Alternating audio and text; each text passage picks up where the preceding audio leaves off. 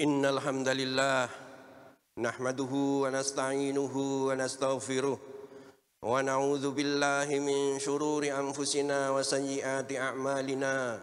Man yahdihillahu fala mudhillalah wa man yudlil fala hadiyalah.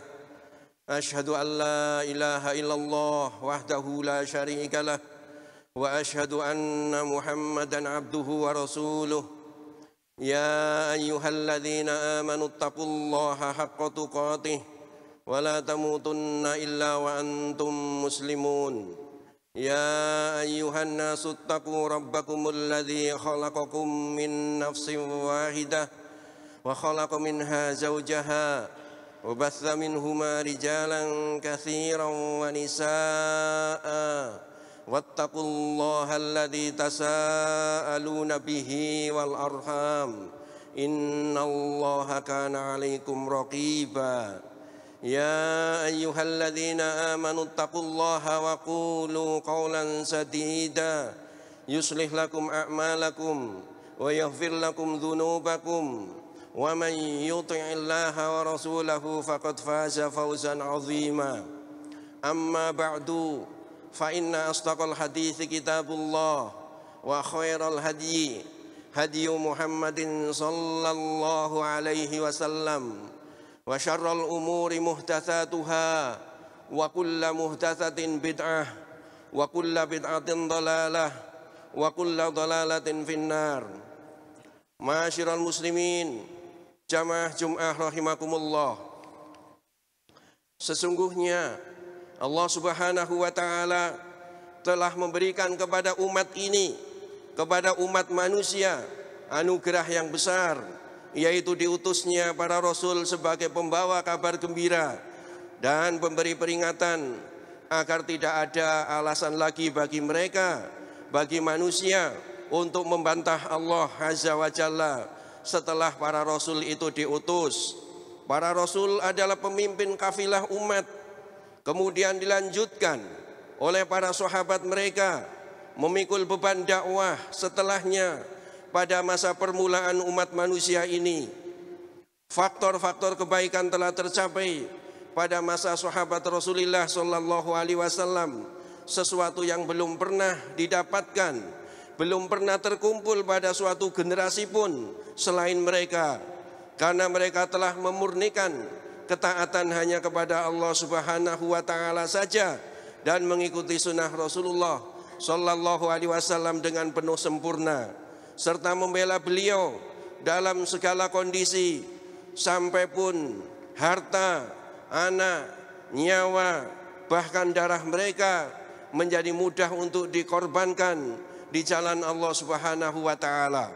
Allah Subhanahu wa ta'ala mensifati mereka di dalam Al-Quran dengan firman-Nya, Muhammadur Rasulullah walladzina ma'ahu asyidda'u 'alal kuffari ruhama'u bainahum tarahum ruk'an sujjadan yabtaghuna fadlan minallahi wa ridwana simahum fi wujuhihim min atharis sujud.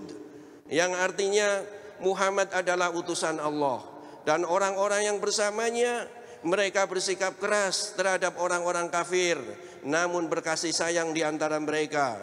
Engkau melihat mereka ruku dan sujud, mencari karunia Allah dan keridhaannya. Pada wajah mereka tampak tanda-tanda bekas sujud. Mereka para sahabat ridwanullah alaihim ajma'in memikul cahaya Islam sepeninggal Rasulullah sallallahu alaihi wasallam, mendakwahkan Islam ke penjuru dunia, mencurahkan segenap kemampuan untuk menyampaikan kitabullah dan sunnah Rasulnya sebagaimana yang mereka terima langsung dari Rasulullah sallallahu alaihi wasallam, tanpa penambahan dan pengurangan, tanpa penyimpangan dan penggantian. Sesungguhnya mereka adalah perantara, penengah antara Rasul sallallahu alaihi wasallam dan orang-orang yang datang sesudahnya dari umat ini. Maka barang siapa ayuhal muslimun, barang siapa menjelek-jelekkan mereka para sahabat, berarti telah menjelek-jelekkan agama ini. Itulah upaya yang ditempuh oleh musuh-musuh Islam dengan mencemarkan para sahabat, radhiyallahu taala anhum memalsukan sejarah hidup mereka yang sebenarnya untuk kemudian menghujat agama Islam ini dengan memfitnah para pembawanya. Ma'asyiral muslimin jamaah Jumat rahimakumullah. Di antara para sahabat Nabi sallallahu alaihi wasallam yang merupakan generasi awal umat ini, generasi pilihan yang terbaik adalah mereka para khulafaur rasyidin ridwanullah alaihim ajma'in, para khalifah pengganti tampuk kepemimpinan negara sepeninggal Nabi sallallahu alaihi wasallam. Para khalifah 4, Abu Bakar, Umar, Utsman dan Ali radhiyallahu taala anhum adalah orang-orang yang memiliki tabiat yang mulia dan budi pekerti yang agung. Mereka adalah sahabat yang terbaik dalam memimpin umat ini, menggantikan Nabi sallallahu alaihi wasallam semenjak masing-masing dari mereka menduduki posisi khilafah di dalam daulah Islam, berupa tugas untuk memikul agama ini dan menyampaikannya kepada para manusia di negeri yang lain. Maka mereka pun mengarahkan para panglima pasukan Islam pada barisan-barisan kaum muslimin, pasukan-pasukan yang mereka beriman kepada Allah Subhanahu wa taala, bertauhid, bertahlil, bertasbih, bertakbir, dan senantiasa menjaga salatnya, beribadah kepada Allah Subhanahu wa taala. Dalam sebuah hadis yang bersumber dari Abu Abdillah Al-Asy'ari, dia berkata, Rasulullah sallallahu alaihi wasallam pernah salat dengan para sahabat beliau. Kemudian beliau pun duduk bersama sekumpulan mereka setelah selesai salat. Lalu masuklah seseorang berdiri melaksanakan salat. Dia mulai rukuk dan mematuk di dalam sujudnya. Maka Nabi sallallahu alaihi wasallam bersabda, "Atarawna hadza man mata ala hadza mata ala khairi millati Muhammad yankuru salatahu kama yankurul ghurabud dam innama mathalul ladzi yarka'u wa yankuru fi sujudih kal ja'i la ya'kulu illa tamrah wa tamratain madza tuhniyani anhu fa asbihul wudu wailul lil aqabi minan nar atimur ruku' was sujud." Yang artinya, kata Nabi kepada para sahabatnya, tahukah kalian orang ini, barang siapa yang meninggal di atas perbuatan semacam orang yang melakukan sholat seperti itu, maka dia meninggal tidak di atas milahnya Muhammad. Dia mematuk sholatnya sebagaimana burung gagak mematuk darah. Sesungguhnya perumpamaan orang yang ruku dan mematuk di dalam sujudnya seperti orang yang kelaparan. Dia tidak memakan kecuali hanya sebutir atau 2 butir kurma. Bagaimana hal itu bisa mengenyangkannya? Oleh karena itu, sempurnakanlah wudhu kalian, celakalah tumit-tumit yang tersentuh api neraka, sempurnakanlah ruku dan sujud kalian. Abu Saleh, salah seorang perawi hadis ini berkata, aku bertanya kepada Abu Abdillah Al-Asy'ari, siapakah yang menyampaikan hadis ini kepadamu? Maka dia pun menjawab, para pemimpin pasukan, Amr bin Al-As, Khalid bin Walid, Yazid bin Abu Sufyan, dan Surahbil bin Hamzah, Surahbil bin Hasanah.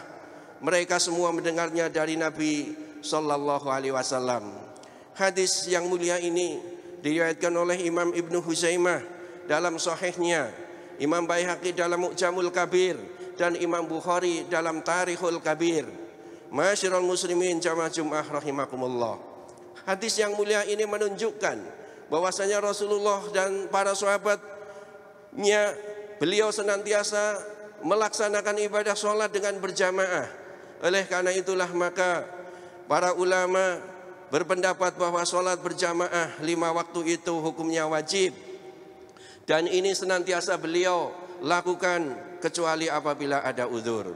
Kemudian juga beliau melihat seorang yang sholatnya cepat, lantas beliau mengingkarinya karena orang tersebut sholatnya sangat cepat sehingga rukuk dan sujudnya diibaratkan seperti seekor burung gagak yang mematuk darah. Dan apabila dia meninggal dalam keadaan seperti itu, tidak diakui oleh Rasulullah Sallallahu Alaihi Wasallam meninggal bukan di atas milahnya Nabi Sallallahu Alaihi Wasallam. Bahkan beliau mengumpamakan orang yang sholatnya cepat, asal-asalan, kebut-kebutan, balapan, maka ibarat orang yang kelaparan, dia hanya memakan sebutir atau 2 butir kurma, maka bagaimana mungkin akan mengenyangkannya. Oleh karena itulah maka kemudian Rasulullah Sallallahu Alaihi Wasallam menasihati kepada para sahabat beliau sekaligus kepada umatnya agar melaksanakan ibadah sholat dengan khusyuk, dengan sempurna. Hal itu dimulai dengan menyempurnakan wudhu, karena apabila seseorang sempurna dalam wudhunya, insya Allah itu akan berpengaruh dan juga menyebabkan sholatnya menjadi sempurna, khusyuk dan tenang. Bahkan beliau mengancam orang yang wudhu tidak sempurna dalam wudhunya, ada anggota wudhu yang tidak basah, tersentuh air, akan disiksa dengan api neraka. Kemudian ayuhal muslimun, di dalam hadis yang mulia ini dijelaskan oleh perawi hadis bahwa dia menyampaikan hadis itu dari para sahabat Rasulullah Sallallahu Alaihi Wasallam, 4 orang sahabat yang mulia, yang mereka adalah pemimpin atau komandan panglima pasukan perang.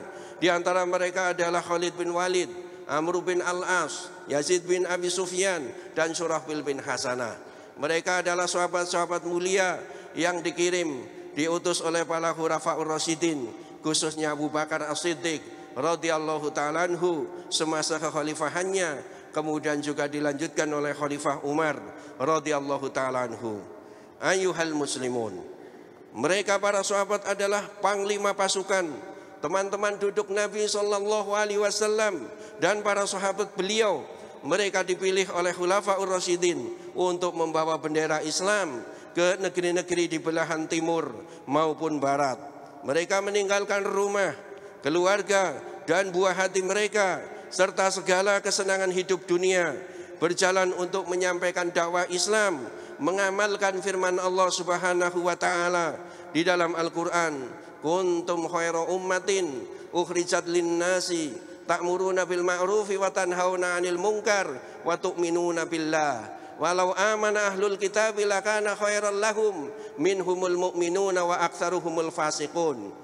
Kalian adalah umat yang terbaik yang dikeluarkan bagi manusia karena kalian memerintahkan yang ma'ruf dan mencegah dari yang mungkar. Sekiranya ahli kitab beriman, tentulah itu lebih baik bagi mereka.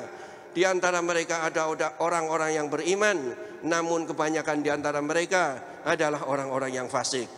Para penduduk negeri-negeri yang ditaklukkan tersebut oleh pasukan kaum muslimin, penduduknya masuk ke dalam agama Allah secara berbondong-bondong dengan penuh kerelaan dan pengertian, insaf sebagai hasil usaha para komandan yang soleh yang menyerap Islam dan menjadikannya dalam tindakan nyata dan perilaku yang real. Ketika terjadi perdamaian antara kaum muslimin dan penduduk Hira dengan ketentuan mereka harus menyerahkan 190.000 dirham kepada kaum muslimin, lalu Khalid bin Walid pun mengutus utusan untuk menyampaikan berita gembira tersebut, berita penaklukan serta hadiah-hadiah kepada Abu Bakar Siddiq radhiyallahu anhu.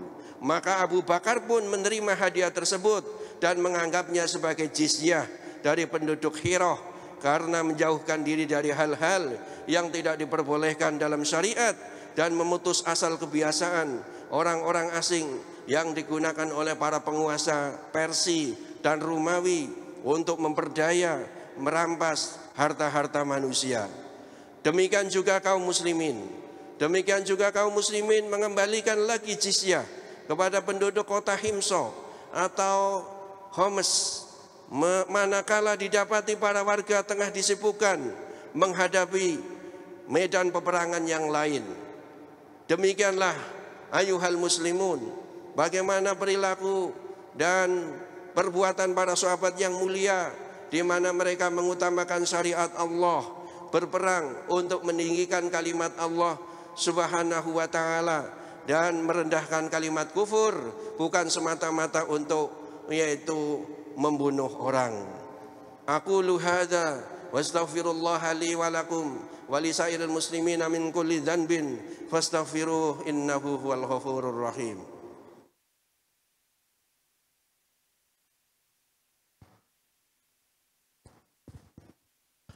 Innal hamdalillah wassalatu wassalamu ala Rasulillah wa ala alihi wa man walah, amma ba'du. Ayuhan nas ittaqullaha haqqa tuqatih wa la tamutunna illa wa antum muslimun. Isma'u anna Allah ta'ala yaqul ya ayyuhalladzina amanu ittaqullaha wa qulu qawlan sadida yuslih lakum a'malakum wa yaghfir lakum dhunubakum wa man yuti'illaha wa rasulahu faqad faza fawzan 'azima. Ayuhal ikhwah rahimakumullah, kaum muslimin adalah pengikut risalah yang tinggi. Rasul sallallahu alaihi wasallam beliau mengharamkan bagi mereka membunuh para rahib, pendeta, kaum wanita dan anak-anak serta orang yang buta dalam pertempuran. Beliau juga melarang pasukan Islam dari merusak pepohonan dan hewan ternak yang lemah atau sakit. Ini pula yang diwasiatkan oleh Abu Bakar As-Siddiq radhiyallahu ta'ala anhu manakala beliau terpilih sebagai khalifah sepeninggal Nabi dan memberangkatkan pasukannya Usamah dengan memberi nasihat sebagaimana nasihat Rasulullah sallallahu alaihi wasallam. Para panglima pasukan kaum muslimin ini, mereka adalah termasuk para sahabat Rasulullah sallallahu alaihi wasallam yang memiliki kadar ketakwaan, kesolihan dan ilmu yang besar terhadap hukum-hukum syariat serta ketundukan kepadanya. Umar Al-Faruq radhiyallahu anhu pernah menulis surat kepada Abu Ubaidah ibnul Jarrah radhiyallahu anhu yang ada di Syam, yang isinya Allah sungguh telah menyanjung suatu kaum lantaran kesabaran mereka.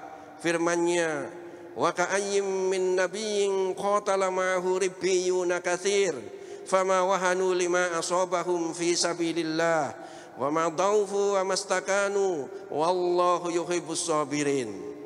Betapa banyak dari nabi yang berperang bersamanya didampingi sejumlah besar dari pengikutnya yang bertakwa.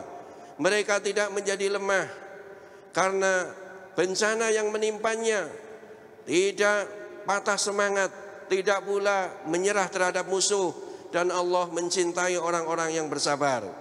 Adapun balasan di dunia bagi mereka adalah ghanimah dan kemenangan, sedangkan balasan di akhirat adalah ampunan dan surga. Bacakanlah suratku ini di hadapan manusia dan hendaklah mereka berperang di jalan Allah. Berperang di jalan Allah dan bersabar supaya Allah Azza wa Jalla memberi mereka balasan di dunia dan pahala yang terbaik di akhirat. Allahumma sholli ala Muhammad wa ala ali Muhammad kama shallaita ala Ibrahim wa ala ali Ibrahim innaka Hamidum Majid.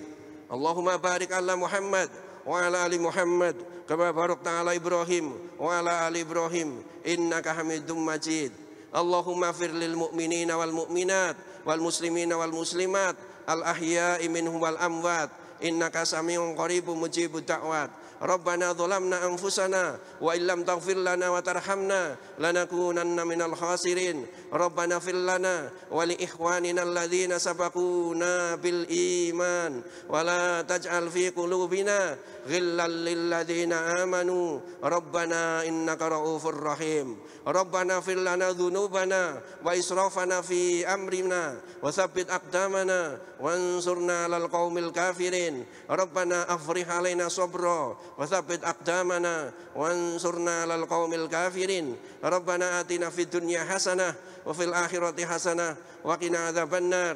Subhana rabbika rabbil izzati amma yasifun wa salamun alal mursalin walhamdulillahi rabbil alamin. Wa aqimis shalah.